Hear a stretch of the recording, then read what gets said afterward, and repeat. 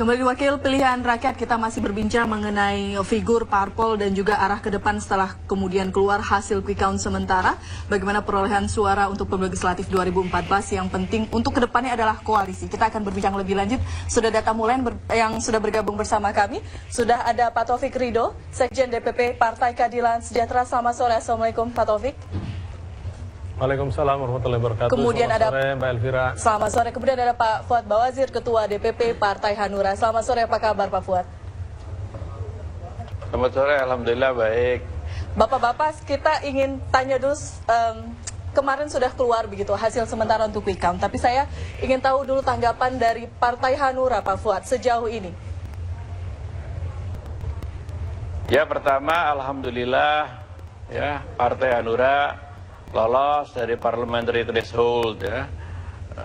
Ya tentu hasilnya memang tidak seperti yang diinginkan, tapi ya kita sudah berusaha, sudah bekerja maksimal ya, mensyukuri apapun juga yang kita peroleh itu.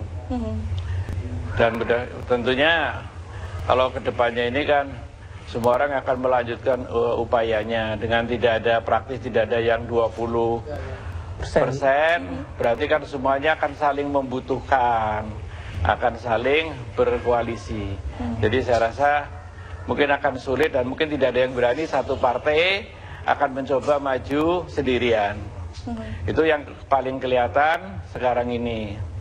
Sehingga dengan cara yang seperti ini maka harus ada yang ngambil inisiatif. Biasanya sih logikanya yang ngambil inisiatif itu misalnya ya 3 terbesar itu yang banyak mengambil inisiatif gitu ya. Tidak berarti kami sama sekali pada pasif, saya yakin, tapi 3 besar itu mestinya akan menjadi pelopor untuk menggalang koalisi-koalisi ini. Kalau tidak diperoleh minimal 2 pasangan capres kan juga tidak bisa ada pilpres nanti. Pak Fuad, dari tadi Anda sempat bilang memang ini jauh dari target perolehan suara Hanura berdasarkan hasil quick count kita bilang. Sudahkah ada evaluasi sendiri dari internal Hanura, kenapa tidak mencapai target atau faktor apa yang begitu menyebabkan ketika Hanura justru jauh dari harapan DPP Hanura sendiri? Ya, ini memang tentu saya yakin bahwa partai akan melakukan evaluasi ya mengenai hasil-hasil yang tentu kalau tadinya kan mengharapkan dia bisa 10% gitu, sehingga kalau bisa 10% itu kan ya bargaining position atau tawar-menawarnya itu kan akan lebih mudah.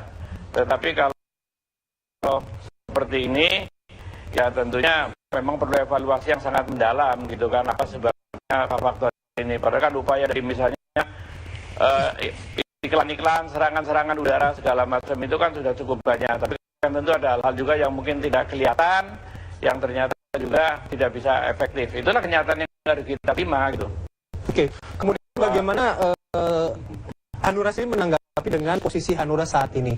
Tapi tadi Pak Fuad Bawazir sempat bilang bahwa seharusnya yang akan aktif adalah yang 3 besar. Bukan berarti Hanura sendiri akan menjadi pasif, tapi apakah sudah ada referensi sendiri buat Hanura? Belum, itu kan yang kalau saya katakan yang 3 besar itu kan relatif itu yang paling mendekati kepada 20% sehingga lebih mudah menggalang. Tapi kan yang misalnya pada Pilpres tahun yang lalu, walaupun Hanura itu menjadi juru kunci, tetapi kan bisa menjadi cawapres. Ya kan, waktu itu berpasangan ketua umumnya Pak Wiranto berpasangan dengan Pak Yusuf Kalla. Gitu kan. Nah, kecocokan seperti ini kan ini yang akan berproses dalam waktu yang relatif singkat karena 3 bulan lagi sudah ada Pilpres. Sehingga saya menduga ya kalau nggak 2 pasang mungkin juga kan 3 pasang. Itulah yang akan menentukan minggu-minggu ke depan ini. Jadi sambil melakukan evaluasi internal kenapa hasilnya begini, tapi tentu saya yakin tidak mata dan semua partai, karena memang tujuan partai adalah untuk memperoleh posisi semaksimal mungkin. Itulah tujuan pendirian suatu partai politik. Baik, saya beralih ke Pak Taufik. Cocoknya seperti apa hitung-hitungan untuk berkoalisi Partai Keadilan Sejahtera meskipun memang perolehan suaranya agak sedikit menurun begitu Pak ya.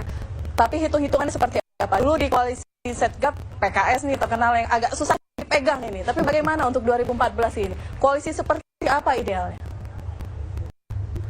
Ya, jadi pertama kita berterima kasih kepada rakyat Indonesia yang sudah dapat melaksanakan pemilihan umum ini dengan aman, dengan damai, dan khususnya kepada para pemilih PKS yang masih mempercaya PKS, sehingga dalam quick count ini rata-rata di angka 7% ya. Walaupun sebelumnya kurang lebih ada 5 lembaga survei yang mengatakan bahwa PKS akan out of the game, akan keluar dari percaturan politik, tetapi ternyata analisa itu tidak terbukti dengan PKS mendapatkan 7. Nah, ini juga kami masih menunggu hasil yang firm, yaitu hasil dari real account, karena hitungan-hitungan yang ada sekarang, yaitu hitungan-hitungan quick count ini baru menggambarkan pada sisi popular vote, bukan pada sisi electoral vote, di mana electoral vote nanti akan dihitung berdasarkan atau berbasis pada kursi. Pada kebiasaan kita, misalnya tahun 2009, kita mendapatkan popular vote itu di angka 7% sedikit.